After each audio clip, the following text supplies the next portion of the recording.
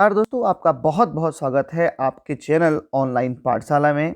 तो आज की इस नई वीडियो में हम बात करने वाले हैं सामान्य ज्ञान और सामान्य अध्ययन से रिलेटेड कुछ प्रश्नों को, जिसमें कि कुछ रीजनिंग के प्रश्न होंगे, कुछ ज्योग्राफी, कुछ हिस्ट्री से संबंधित प्रश्न होंगे। तो आपके सामान्य ज्ञान के अंतर्गत जो उत्तराखंड के जो पेपर होते हैं उनमें आए हुए ये प्रश्न हैं, क्योंकि हम एक प्रश्न पत्र को सॉल्व कर रहे हैं। तो उसका ये सॉल्व और डिटेल वीडियो है, तो आपको इसको अंत तक ज़रूर देखना है। तो चलिए पहला प्रश्न देखते हैं। पहला प्रश्न है, भारतीय संविधान के अनुच्छेद 19(2) के अंतर्गत वाक स्वातंत्र्य तथा अभिव्यक्ति स्वातंत्र्य पर प्रतिबंध आरोपित करने हेतु निम्न में से कौन सा आधार नहीं हो सकता। तो इनमें से कौन सा नहीं हो सकता है? तो इनमें जो आधार नहीं हो सकता है वो है सामाजिक, आर्थिक तथा राजनीतिक सुधार। तो ऑप्शन नंबर जो सी है इसका राइट है। अगला प्रश्न है, अनुच्छेद 338 संबंधित है। तो यह किससे संबंधित है? तो अनुच्छेद 338 संबंधित है राष्ट्रीय अनुसूचित जाति आयोग से। तो यह जो है अनुसूचित जाति, जनजाति आदि के लिए राष्ट्रपति के द्वारा नियुक्त एक विशेषाधिकार होता है, और यह अनुच्छेद 338 में है। तो ऑप्शन नंबर ए राइट हो जाता है। अगला प्रश्न है, यहाँ पर प्रश्न एक रीजनिंग का है, जिसमें कि आपको कुछ अंक दिए हुए हैं और आपको जो ये प्रश्नवाचक है यहाँ पर बताना है यहाँ पर क्या होगा, तीसरी संख्या क्या होगी। तो देखिए, नॉर्मली तो है 12 5 जा 12 पंजे 60 होता है और 16 पंजे 80 होता है, लेकिन यहाँ पर 80 कहीं ऑप्शन में नहीं है। आप ऑप्शन देख सकते हैं कि ऑप्शन में कहीं 18 नहीं है। तो इसको किस तरह से सॉल्व करना है, आपको इसको गौर से देखना पड़ेगा। तो यहाँ पर है 12 और 60, तो इनके बीच में पहले रिलेशन को देखेंगे। तो इसको कैसे किया गया है, 12 मल्टीप्लाई अगर हम करते हैं 12 डिवाइड बाई 2 और -1, तो आप देखेंगे क्या बना हुआ, ये 12 हो गया, गुणा 12 को 2 से भाग देंगे तो आएगा 6 और -1 यानी कि 5, तो 12 पंजे हो गया 60। तो इसको इस तरीके से किया गया है। तो अब हमारे पास दूसरा संख्या है 16, तो हम 16 को भी ऐसे ही करेंगे। तो लिखेंगे 16 गुणा 16 को डिवाइड करेंगे 2 से और इसमें से घटाएंगे 1, तो क्या हो जाएगा 16 मल्टीप्लाई 16 में से 2 डिवाइड करेंगे तो आएगा 8 और 8 में से 1 गया 7, तो 16 सत्ते कितना होता है 112। तो यहाँ पर 112 ऑप्शन में है, ऑप्शन नंबर ए, तो ये राइट हो जाता है। आई होप आपको समझ में आ गया होगा। तो आप इसको देखेंगे। अगला प्रश्न है, 6 मित्र हैं A B C D E तथा एफ एक वृत्त पर बैठे हुए हैं। तो यहाँ पर इनको बताया गया है कि ये केंद्र की ओर मुंह करके बैठे हुए हैं। तो इनको पहले देखेंगे। तो ये एक तरह से वृत्ताकार इस पे बैठे हुए हैं। तो ई डी के बाईं ओर है, तो देखेंगे ई जो है डी से बाईं ओर है, पहले इसको समझते हैं।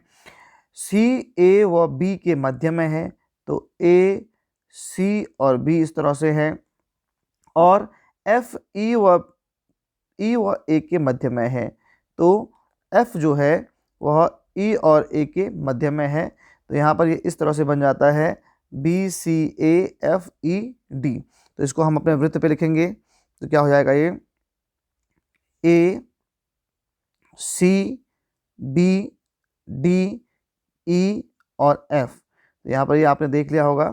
तो ये देखो आप यहाँ पे ए सी बी, फिर आया डी, फिर आया ई और फिर आया एफ। तो इसी रिलेशन से हमने देखना है। अब वो पूछ रहा है कि बी के बाईं ओर कौन है। तो बी की बाईं ओर कौन है, वो है डी। तो ऑप्शन नंबर जो सी है और राइट हो जाता है। अगला प्रश्न है, नीचे दी गई आकृति में कितने त्रिभुज हैं। तो आपको आकृति को देखना है। तो यहाँ पर जो आकृति है ये क्या है, यहाँ पे बनी नहीं है, तो मैं आपको बता दूँ। तो इसको जो है आपको इस आकृति में बताना है कि इसमें जो है कितने त्रिभुज हैं। तो ये आप देखेंगे। तो इसमें आप त्रिभुजों की संख्या कैसे निकालोगे, तो ये हो गए, पूरा एक बड़ा त्रिभुज हो गया, फिर 2 3 4, ठीक है, और ये 5। तो यहाँ पर कितने त्रिभुज हो गए इसमें। इसके अलावा और त्रिभुज कोई बन रहा है, 1 2 3 4 और ये 5। तो यहाँ पर है 5। ऑप्शन में नहीं है तो इनमें से कोई नहीं।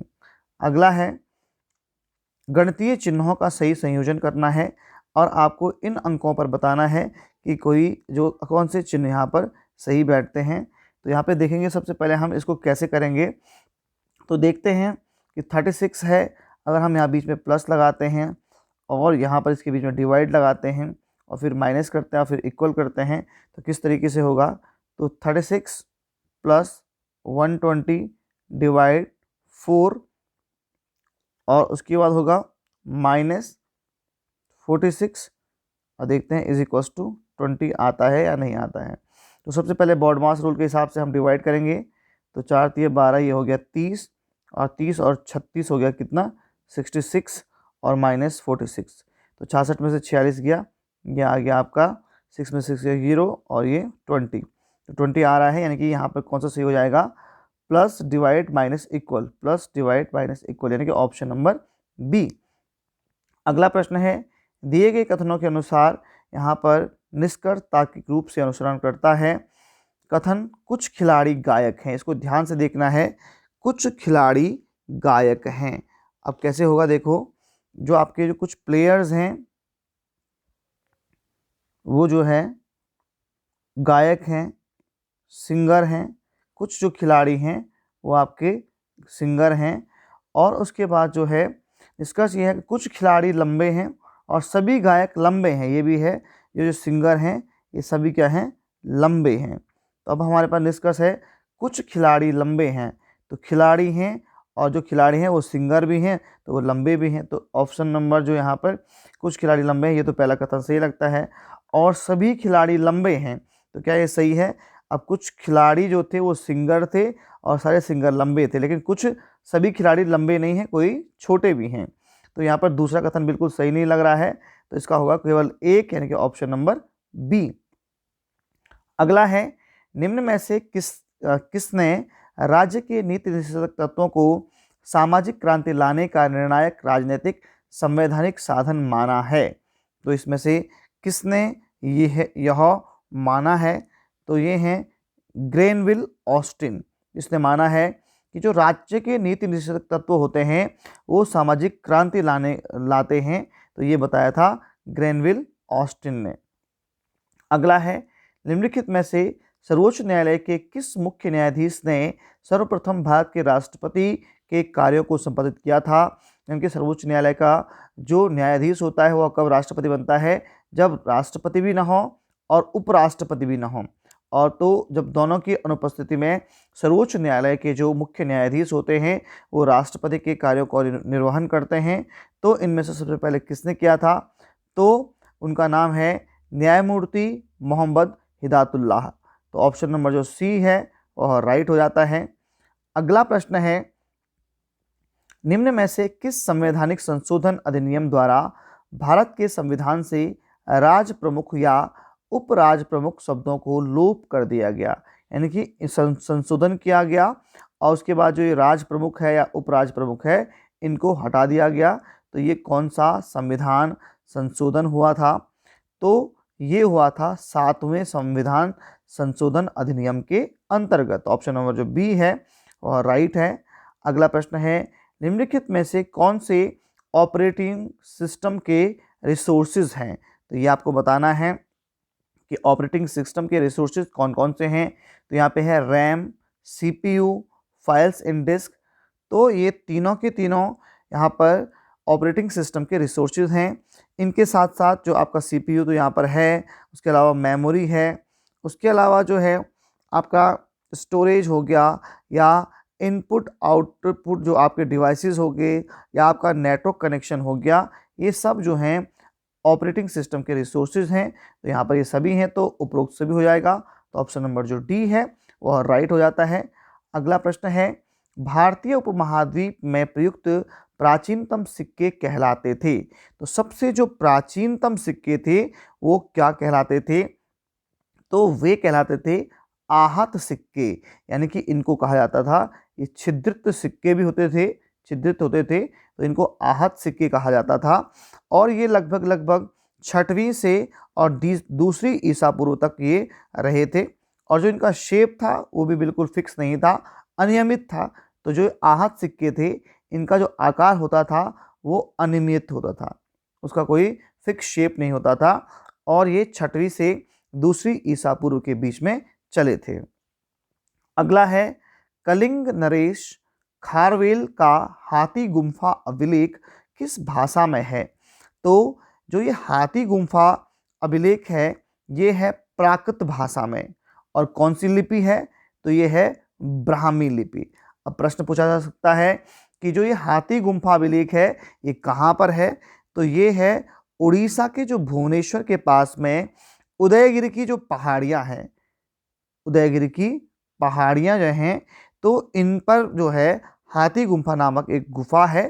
तो वहाँ पर ये जो अभिलेख है ये लिखा गया है, और ये प्राकृतिक भाषा में लिखा गया है। तो ऑप्शन नंबर सी राइट हो जाता है। नेक्स्ट क्वेश्चन, अकबर के शासनकाल में आमिल नामक कर्मचारी प्रशासन के किस स्तर पर नियुक्त होता था?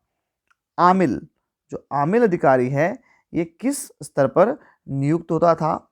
तो ये परगना स्तर पर नियुक्त होता था आमिल। अब ये आमिल का क्या काम होता था?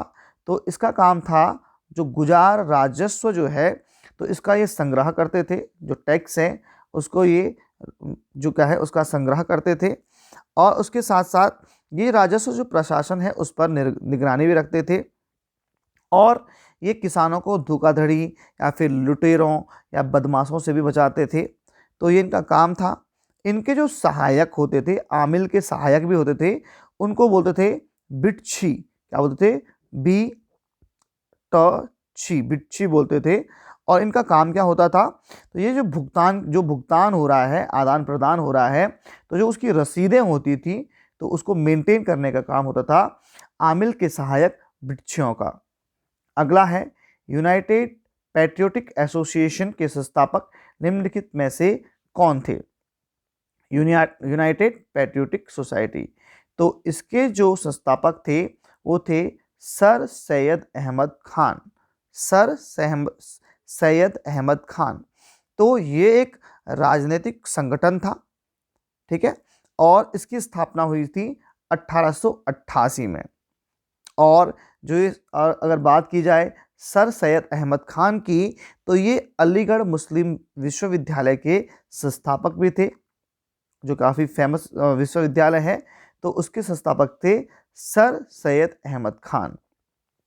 अगला है पंजाब के कूका आंदोलन का नेतृत्व निम्नलिखित में से किसने किया?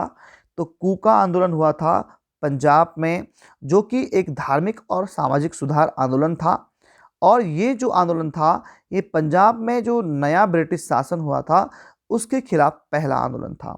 तो इसका नेतृत्व किया था बाबा राम सिंह ने। तो ऑप्शन नंबर जो सी है वह राइट हो जाता है। नेक्स्ट क्वेश्चन है, निम्नलिखित में से किसने अल हिलाल नामक समाचार पत्र प्रारंभ किया था? तो अल हिलाल जो समाचार पत्र था तो उसको प्रारंभ किया था मौलाना अबुल कलाम आज़ाद के द्वारा।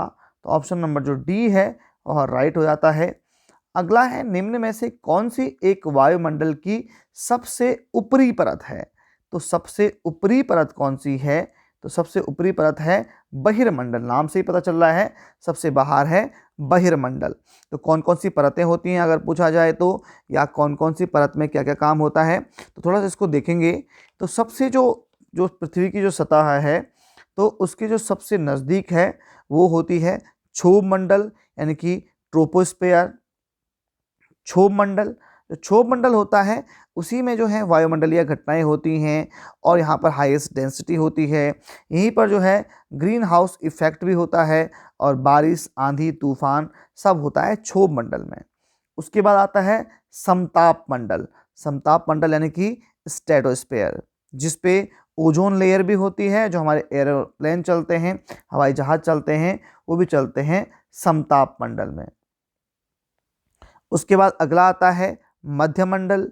मध्यमंडल वह मंडल होता है जहाँ पर उल्कापिंड जो आते हैं वो इस परत पर आने के बाद जम जाते हैं, ये है मीसोस्फेयर। उसके बाद इसके बाद आता है आयन मंडल, आयनोस्फेयर। तो आयनोस्फीयर में क्या होता है, तो यहाँ पर जो रेडियो तरंगें होती हैं, जो परावैगनी तरंगें होती हैं, वो यहाँ पर रहती हैं। और उसके सबसे बाहर होता है बहिर्मंडल, बहिर्मंडल यानी कि एक्सोस्फीयर। तो ऑप्शन नंबर जो डी है यहाँ पर राइट है। आई होप आपको समझ में आया होगा। अगला प्रश्न है, निम्नलिखित में से कौन सा एक मानसून की उत्पत्ति को प्रभावित नहीं करता है? मानसून की उत्पत्ति को इनमें से कौन प्रभावित नहीं करता है? तो यहाँ पर जो ऑप्शन नंबर डी है वह राइट हो जाता है। पश्चिमी विक्षोभ ये इसको प्रभावित नहीं करता है। अगला प्रश्न है, निम्नलिखित स्थानीय पवनों में से कौन सी आल्प्स की घाटी में पाई जाती है? तो यहाँ पर आल्प्स की घाटी में कौन सी पाई जाती है? तो वो पाई जाती है हारमेटन। हारमेटन जो है ये पाई जाती है आल्प्स की घाटी में। इसके अलावा अगर बात की जाए सिरोको की, तो ये सहारा मरुस्थल में जो भूमध्य सागर की ओर चलने वाली एक गर्म हवा होती है और इसकी एक खासियत होती है, ये जब इटली में बारिश करती है तो ये अपने साथ जो है रेत के कणों के साथ बारिश करती है और वहाँ पर जो बारिश के कण होते हैं वो रेड कलर की वहाँ पर बारिश होती है इटली में, इस सिरोको की वजह से। और जो हाटरमैन है ये भी सहारा मरुस्थल में ही होती है और ये दक्षिण पश्चिम की दिशा में बहती है और ये गर्म व शुष्क जो है हवा है, पवन है। तो यहाँ पर ऑप्शन नंबर सी सही है। तो आज के इस वीडियो में हमने डिस्कस किए 20 क्वेश्चन जो हैं हमने अलग अलग विषयों से संबंधित डिस्कस किए हैं। उम्मीद है कि आपको इस वीडियो से काफ़ी जानकारियाँ प्राप्त हुई होंगी और जो कि आपके आने वाले उत्तराखंड के एग्ज़ाम्स के लिए काफ़ी महत्वपूर्ण होंगी। इससे हमें आइडिया आएगा कि उत्तराखंड में किस तरह के क्वेश्चन पूछे जा रहे हैं जिससे कि हम अपनी प्रिपरेशन को कर सकें। तो दोस्तों, यदि आपने यहाँ तक वीडियो देखी है तो आपका बहुत बहुत धन्यवाद। इसका जो नेक्स्ट पार्ट है वो जल्दी ही आपको प्राप्त होगा। तो तब तक के लिए धन्यवाद।